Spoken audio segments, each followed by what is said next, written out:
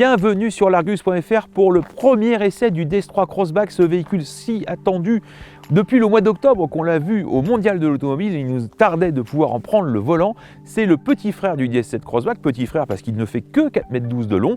Alors évidemment, il a ses qualités et ses défauts que nous allons découvrir ensemble sans plus attendre.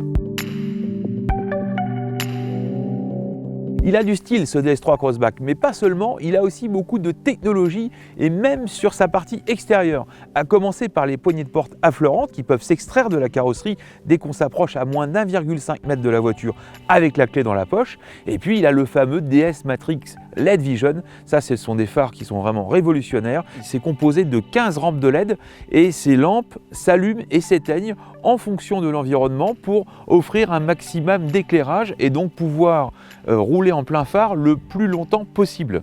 Et puis deux points à noter sur le côté industriel de la voiture. D'abord les interstices de carrosserie qui sont très fins et réguliers, c'est pas facile à obtenir.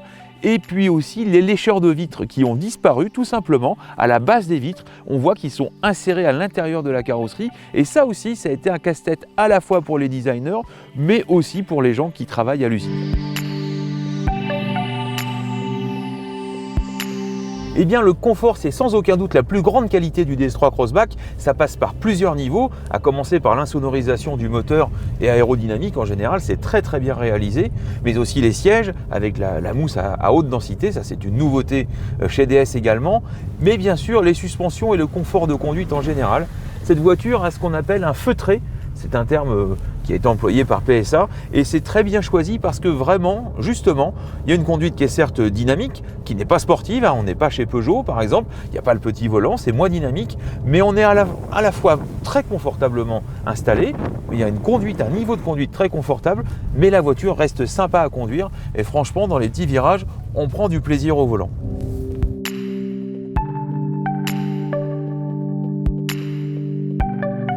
Autre qualité du DS3 Crossback, eh bien c'est sa technologie. Là, on en prend vraiment plein la vue. On commence avec cet écran qui fait plus de 10 pouces, hein, qui est encerclé au passage d'un joli cuir patiné.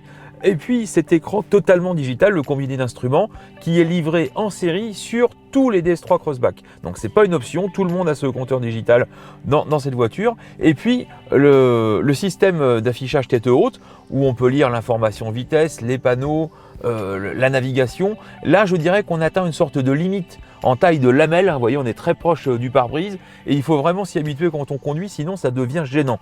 Mais d'une manière générale, ce DS3 Crossback est très équipé et cet univers digital représente absolument bien cette philosophie.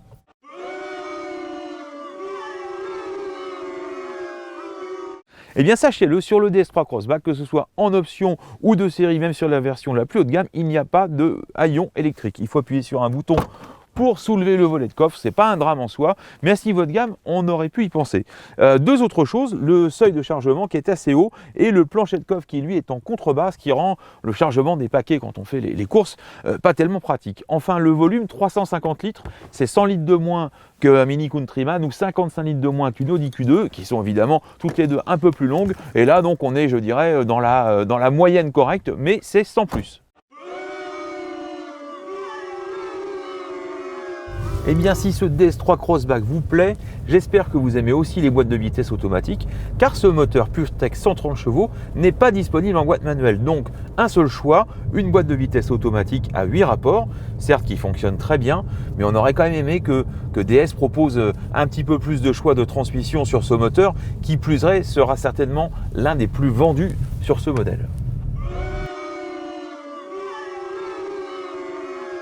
Vous voyez bien autour de moi là? Non, hein, pas tellement. Moi je vois pas tellement bien non plus. En fait, le style de la voiture fait que la ceinture de caisse est très haute et donc la surface vitrée est assez restreinte.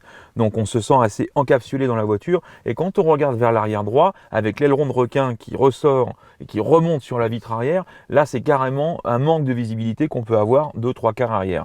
Ça fait partie de la voiture, il faut le savoir et pour ceux qui sont pas trop sensibles à ça, ça posera pas de problème, mais pour les autres, il faudra un petit temps d'adaptation. Vous en savez désormais un peu plus sur DS3 Crossback avec toutes ses qualités et bien entendu ses défauts. Cette version PureTech 130 chevaux, boîte auto à 8 rapports est proposée à partir de 26 500 €, mais cette version haut de gamme grand chic est quant à elle facturée 35 800 €. À bientôt sur l'Argus.fr.